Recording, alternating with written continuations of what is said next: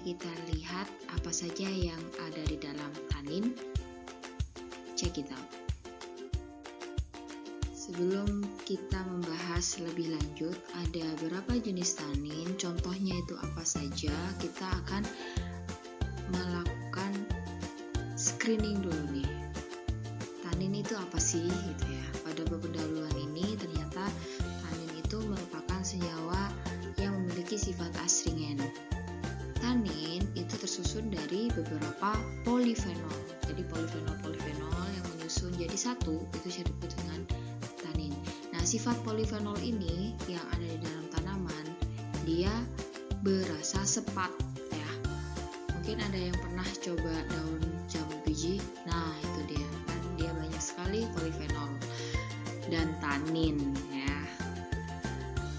Dan sifat tanin lainnya, dia juga mengandalkan protein. Hal ini terbukti saat penambahan gelatin gitu ya. Gelatin kan merupakan protein. Dia akan membentuk sebuah endapan. Nah, kan dia dapat mengandalkan protein di situ. Secara formula kimia, tanin tersusun dari OH, MrCOON. Dan susunan senyawa yang seperti ini biasanya senyawa yang kompleks disertai dengan protein. Untuk berat molekul dari tanin ini karena penyusunnya banyak polifenol sehingga memiliki berat molekul yang besar juga, antara 500 sampai dengan 20.000. Nah, susunan protein yang terdiri dari kan polifenol. Fenol itu kan benzen dan OH begitu ya. Nah, OH yang banyak menyebabkan dia bersifat lebih polar sehingga mudah larut dalam air. Baik, pada slide ini kita akan mempelajari ada berapa sih golongan tanin itu berdasarkan dari struktur dasarnya. Ternyata di sini ada dua ya. Yang pertama adalah tanin yang terkondensasi. Kemudian kategori tanin yang selanjutnya adalah tanin yang terhidrolisis. Nah, contoh dari tanin terkondensasi antara lain adalah katekin. Sedangkan untuk tanin terhidrolisis contohnya adalah galatanin dan elakitanin. Bagaimana ciri-ciri masing-masing kelas ini? Kita akan belajar di next slide. Tanin terkondensasi. Nah, tanin terkondensasi ini nama lainnya disebut juga protoantosianidin yang merupakan polimer dari flavonoid. Ya, tidak usah bingung ya. Jadi, tanin itu tadi tersusun dari apa? Polifenol. Senyawa polifenol struktur dasarnya adalah benzen dan OH. Nah, pada flavonoid apakah terdapat benzen dan OH? Banyak gitu ya. Nah, tapi apakah flavonoid ini tanin? Iya, tapi tanin yang terkondensasi ya. Jadi struktur kimia dari tanin terkondensasi ini berasal dari flavonoid, cuman yang ini saja, flavan 3-ols. Nah, jadi R ini jika diisi oleh OH otomatis kan banyak polifenol ya. Nah, itu makanya dia disebut dengan tanin terkondensasi begitu. Nah, protoantosianidin sendiri merupakan senyawa yang menghasilkan pigmen antosianidin dengan pemutusan oksidatif, bukan hidrolisis, pada alkohol panas melalui reaksi asam butanol. Nah, polimer dari katekin dan epikatekin ini menghasilkan cyanidin sehingga dinamakan dengan procyanidin gitu. Sejarahnya ya. Tanin terkondensasi dicirikan dengan adanya ikatan karbon-karbon atau CC antara atom C8 dan C4 pada cincin A, tapi juga ditemukan ikatan rangkap antara C6 dan C4. Nah, kalau ini kalian merujuk pada struktur inti dari flavonoid aja nggak apa-apa. Nah, R jika diisi oleh beberapa gugus baik itu H ataupun OH, susunannya yang berbeda-beda itu juga akan memberikan penamaan yang berbeda pula. Nah, R1, R2, R3, R4, R5 ini hanya terisi dari H dan OH saja ya, tapi mana yang mengisi H dan OH pada R keberapa gitu ya, itu juga akan menentukan jenis tanin terkondensasinya gitu. Masih lanjutan dari tanin terkondensasi atau proantosianidin. Ternyata tanin terkondensasi ini terbagi menjadi dua bentuk, yaitu dalam bentuk cis dan dalam bentuk trans. Yang cis kita sebut dengan epikatekin minus ya, dan untuk yang trans namanya adalah katekin atau plus. Nah, untuk cis itu kan sejajar ya, sejajar, makanya di situ ada tandanya, dia ikatannya putus-putus gini di satu, sama gitu ya. Beda halnya dengan katekin dalam bentuk trans, dia ada yang tebal seperti ini, ada yang putus-putus. Ini ingat dulu aja ya, diingat. Kalau yang cis epikatekin, kalau yang trans itu dia katekin. Nanti ke belakang Anda pasti gampang. Tanin terkondensasi dalam bentuk polimer ini ada istilah ya yang disebut dengan extender dan terminal. Extender itu posisinya ada di sebelah atas, nah yang ini. Sedangkan untuk yang terminal dia ada di bagian bawah sebagai penutup, dan biasanya hanya 1-2 saja. Kalau mereka polimer kan banyak-banyak nih susunannya nih, yang banyak di atas pokoknya tata susun dari 5, 4, 3 seperti itu namanya extender. Sedangkan untuk yang sisanya satu di bawah itu pasti yang namanya adalah terminal, begitu ya. Nah, ada beberapa istilah pada tanin terkondensasi. Ini adalah struktur senyawa tanin, tapi yang bentuk apa? Ini ada yang tebal, ada yang putus-putus gitu. Katekin, iya betul. Nah, ini adalah struktur tanin dalam bentuk katekinnya. Dia terhubung dari C nomor 4 ya di sini ya, dan C nomor 8. Nah, posisi C4 porter itu disebut dengan T unit atau top atau upper unit. Sedangkan penerimanya atau C8 di sini bisa C6 bisa C8 ya, tapi di sini adalah C8. Dia adalah M unit atau kita sebut dengan middle unit. Begitu. Nah, ini Ann Hagerman memberikan pola polimerisasi. Nah, gambar B1, B2, B3, B4 masing-masing memiliki nama ya. Intinya kalian yang harus lihat di sini antara extender dan terminal. Dia itu susunannya seperti apa? Apakah cis, apakah trans, apakah cis dan cis, trans-trans atau trans dan cis? Gimana sih maksudnya? Kita lanjut ke next slide. Nah, di sini coba kalian perhatikan ya. Contoh dari procyanidin B1. B1 itu tadi apa? Epikatekin 4 beta 8 katekin. Jadi epi di situ apa? Cis. Ya. Kalau katekin trans. Jadi extendernya apa dan terminalnya apa? Iya, betul. Extendernya epikatekin dan terminalnya katekin. Ada nggak ya?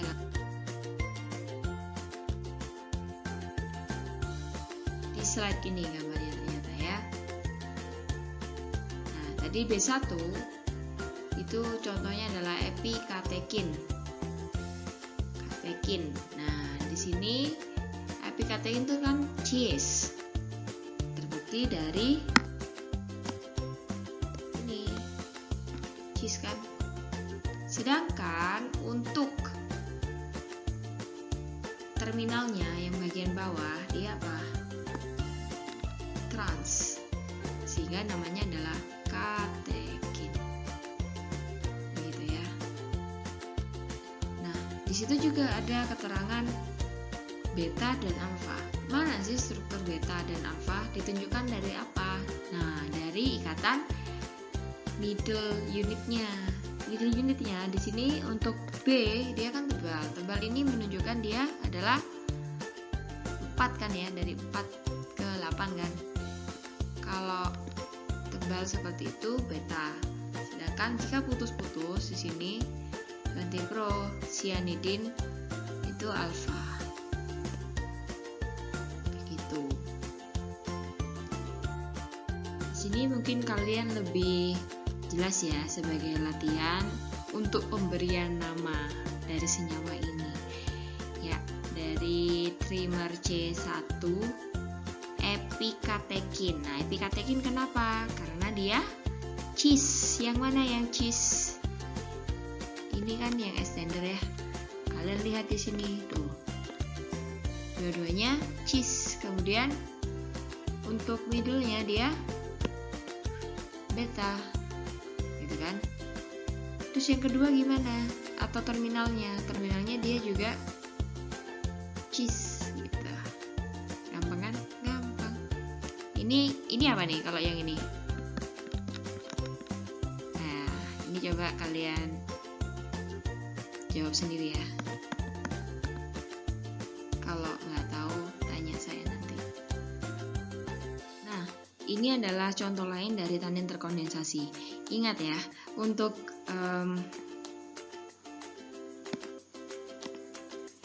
ini dan ini itu tidak ada hubungannya. Di sini saya ingin menjelaskan bahwa epikatekin 4 beta ke 8 ini kan ada tulisan 5 di sini. Itu kita nggak mungkin kan nulisnya seperti itu. Ini dicontohkan contoh lainnya gitu loh. Heksamer. Heksamer itu artinya 6 ya, heksa 6. 6 itu dari mana? Ya, kalau 5 itu dari mana? Ini kita contohkan yang 6 aja ya. Yang 6 ini kan 1 nih. Ini kan 2. Nah, ini ada tanda kurung kan? Nah, tanda kurung ini tulisannya berapa? 4. Jadi total 6. 6 ini untuk yang apa? Extendernya. Begitu. Ya, contoh nyatanya itu ada di kulit kayu Cinnamomum cassia dari famili Lauraceae. Nah, itu cukup clear ya. Baik.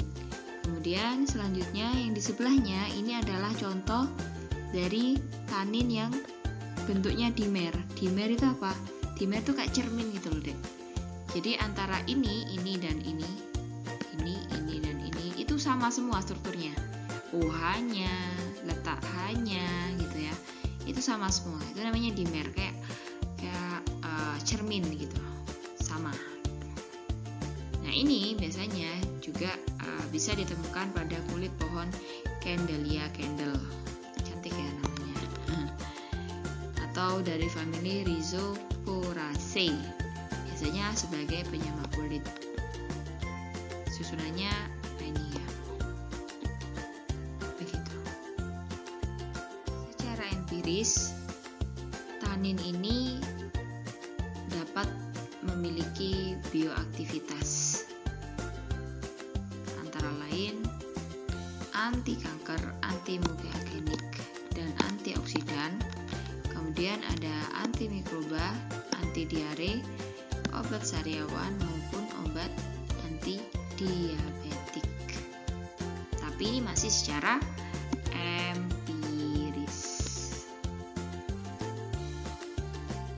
Secara penelitian, si tanin terkondensasi ini memiliki beberapa aktivitas farmakologi. Ya, kalian bisa lihat sendiri ya pada slide ini.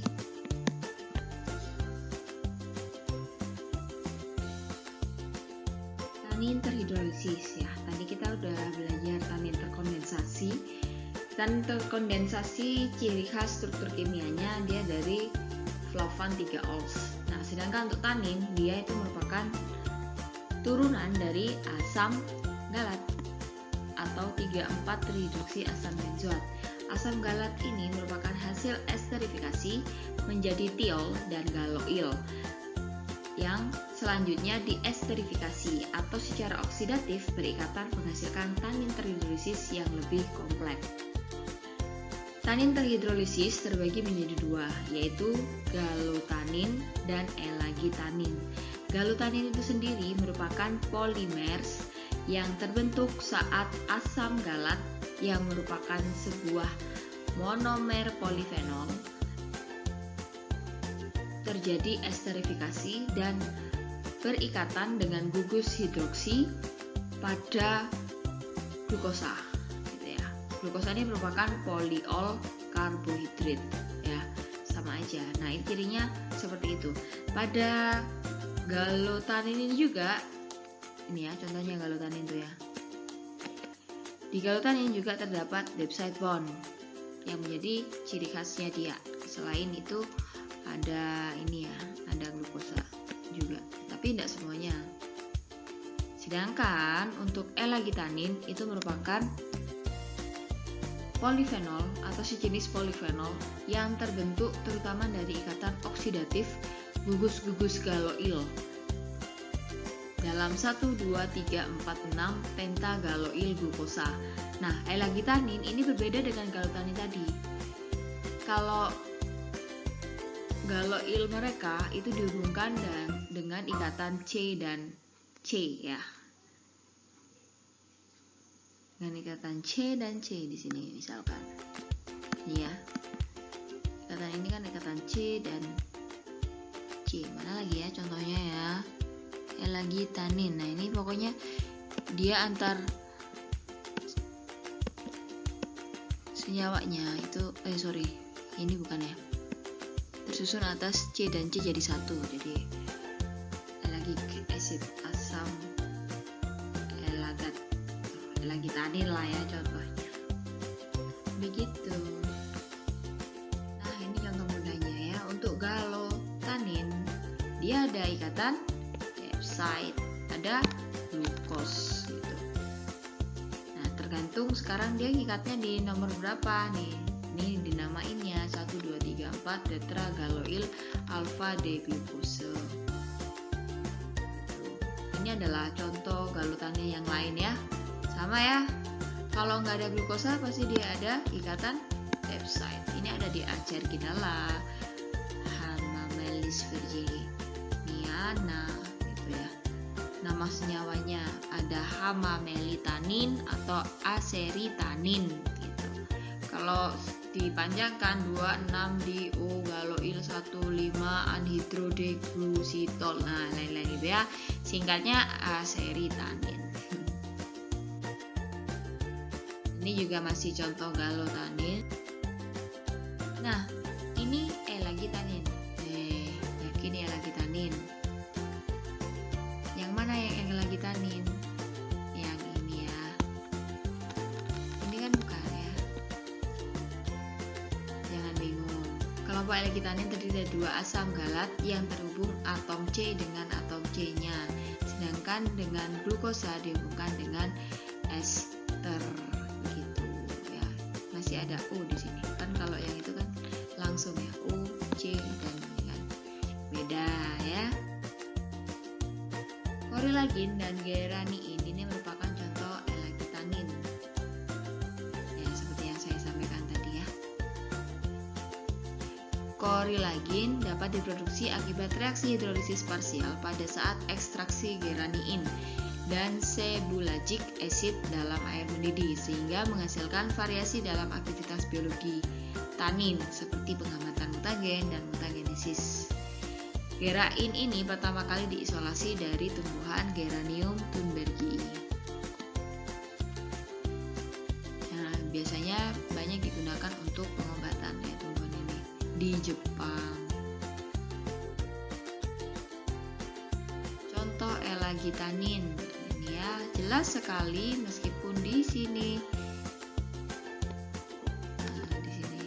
ada glukosa, tapi kalian harus perhatikan ikatan antara glukosa dengan ikatan C di sini. Nah, ini kan beda nih. Ciri khasnya milik elagitanin pun munikalagin. Ini contohnya ya, namanya dia menghambat proliferasi sel kanker mulut.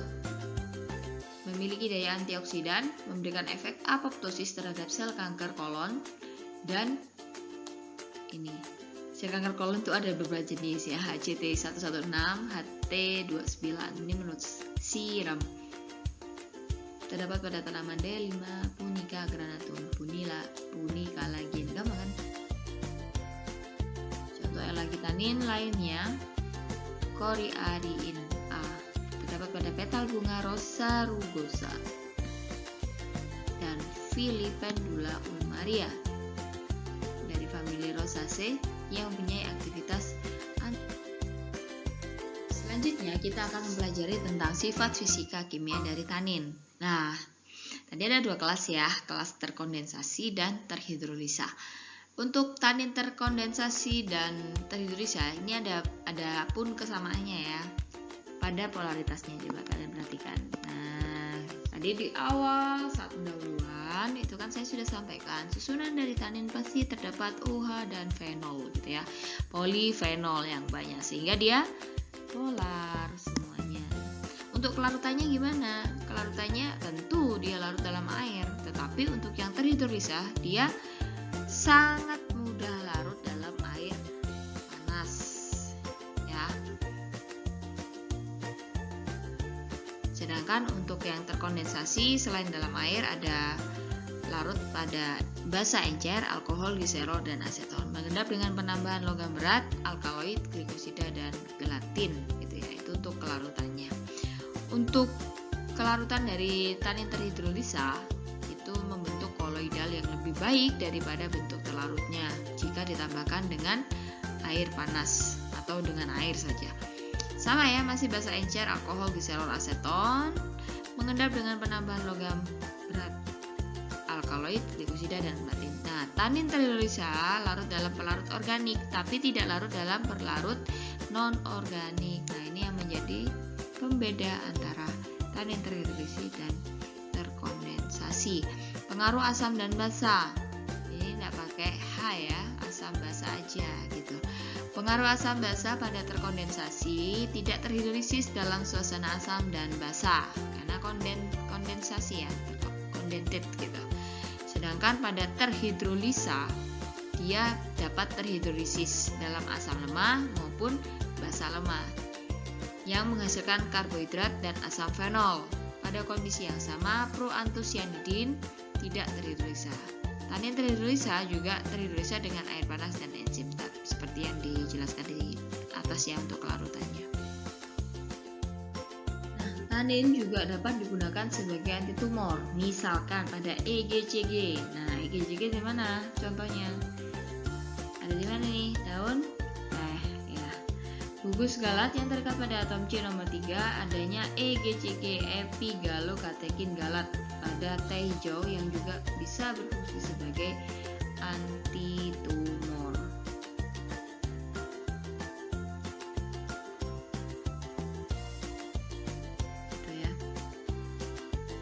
Ini campuran ya. Jadi taninnya bercampur antara yang terkondensasi dan terhidrolisis. Di situ ada ikatan peptide ya. Dan ada ikatan. Ada struktur dari flavonoid. Nah, dia juga bisa sebagai antioksidan. Termasuk tanin terhidrolisis ya, elagitanin. Tanin pada Camellia sinensis, prodelphinidin dimer sama ya dimer. Tapi dia ada tambahan di sini, campur mix gitu ya. Selain itu juga dia berfungsi sebagai antioksidan juga sama. Contoh antibakteri. Nah, ini adalah 1, 2, 3, 4 tetragaloil alfa D glukosa. Ini termasuk apa? Tanin yang terhidrolisis yang mana? Yang galotanin gitu. Untuk obat kumur prosianidin. Nah, ini termasuk apa nih? Yang mana nih? Flavon 3-ol berarti tanin terkondensasi. Ya, dilihat ininya juga. Tuh, pintar ya. Antihepatotoksik.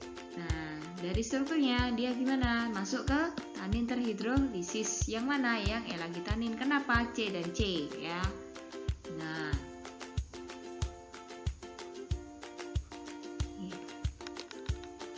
nih. Oke. Tanin yang lain gitu.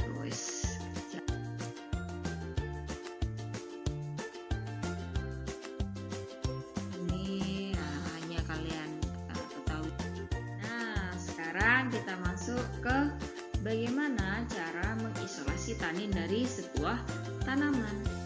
Preparasi sampelnya atau penanganan sampelnya, setelah sampel dipotong, nah sebaiknya langsung disimpan di tempat sejuk dan jauh dari sinar matahari. Dibekukan bisa menggunakan nitrogen cair ya. Digerus menggunakan mortar dan stamper di sini. Dan ekstraksi harus cepat atau dibekukan kering lalu disimpan pada -4 derajat Celcius. Untuk ekstraksi sampel ya, setelah disiapkan simplisianya lah namanya gitu, kita melakukan proses ekstraksi. Tanin diekstraksi dengan pelarut organik yang larut air tentunya, bisa menggunakan 70% aseton dan 30% air, atau perbandingannya 80:20 atau 90:10. Aseton menghalangi atau mencegah interaksi antara tanin dan protein. Dalam berbagai tanaman ada sebuah fraksi yang besar. Nah, biasanya dia lebih besar dari 50%.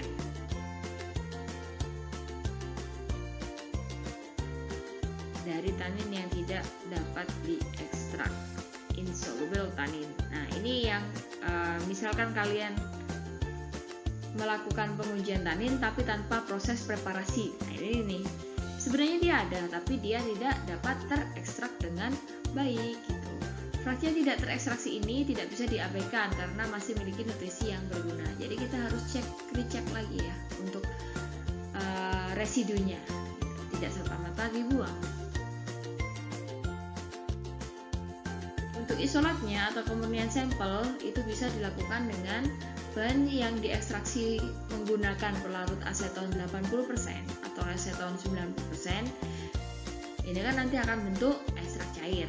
Nah, ekstrak cair ini diuapkan pelarutnya atau asetonnya dalam vakum rotavapor sampai aseton atau pelarutnya hilang sehingga terbentuk ekstrak kental. Kalau misalkan semuanya dihilangkan ya, atau sisanya air mungkin ya. Larutan air disaring lalu dipartisi dengan etil asetat.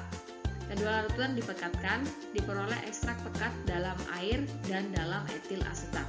Dua-duanya ini jangan dibuang, bisa jadi di dalamnya ada tanin masing-masing. Ya, bisa nggak? Bisa terlarut dalam etil asetat yang notabene kepolarannya lebih semipolar. Sedangkan untuk yang terlarut dalam air berarti senyawa-senyawa taninnya di situ yang air. Kenapa ada non-polar? Ingat ini tanin ya. Ekstrak dipisahkan dengan kromatografi kolom. Nah, ini proses fraksinasi atau isolasi bisa menggunakan ini juga. Contohnya fase diam di sini adalah Cefadec LH20. Apa bedanya dengan normal phase silica gel gitu ya? Ya, silakan dicari. Serat ini menjelaskan tentang identifikasi tanin. Jadi dengan reaksi FeCl3 dia akan menunjukkan warna hijau hitam atau kehitaman dan hijau biru gitu ya, intinya gelap gitu. Nah, jika muncul warna ini maka keterangannya adalah tanin tipe catechol. Larutan gelatin, nah kemarin coba diperhatikan ya, dipraktikumkan maksud saya. Jika ditambahkan larutan gelatin 0,5%, pH 4, kemudian ditambahkan dengan HCl, yang terbentuk adalah endapan putih, sehingga dia positif terdapat tanin. Ekstrak tanaman ditambah dengan NaHPO4 dihangatkan, kemudian didinginkan lalu disaring. Filtratnya ditambahkan dengan larutan Phenazone 2%. Jika terjadi endapan, dia juga akan positif tanin. Bagaimana cara membedakan tanin terhidrolisis dengan tanin terkondensasi? Nah, ini ya. Tanin kurang lebih 0,4% dari ekstrak itu ditambahkan dengan 2 kali volume asam asetat 10% dan 1 kali volume PB asetat. Artinya dia ketambahan asam asetat dan logam. Jika mengendap, maka galutanin. Jika tidak mengendap, maka terkondensasi. Nah, galutanin merupakan produk tanin terhidrolisis ya. Tadi kalian cek coba di sifat kimianya antara terhidrolisis dan terkondensasi. Itu sangat jelas dan gampang sekali ya di sini.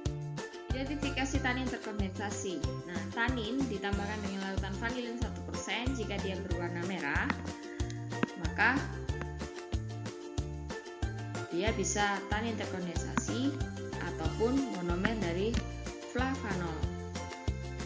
Nah, jika dia ditambahkan reaksi asam butanol, leukoantosianidin, proantosianidin, 3-deoksiproantosianidin, nah itulah ya.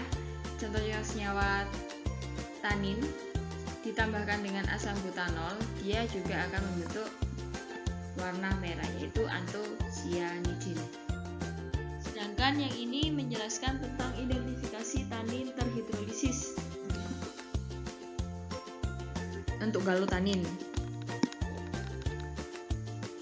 Nah, yang pertama di metanolisis menggunakan metanol anhidrous dan asam sulfat 18 molar 85 derajat Celcius selama 20 jam.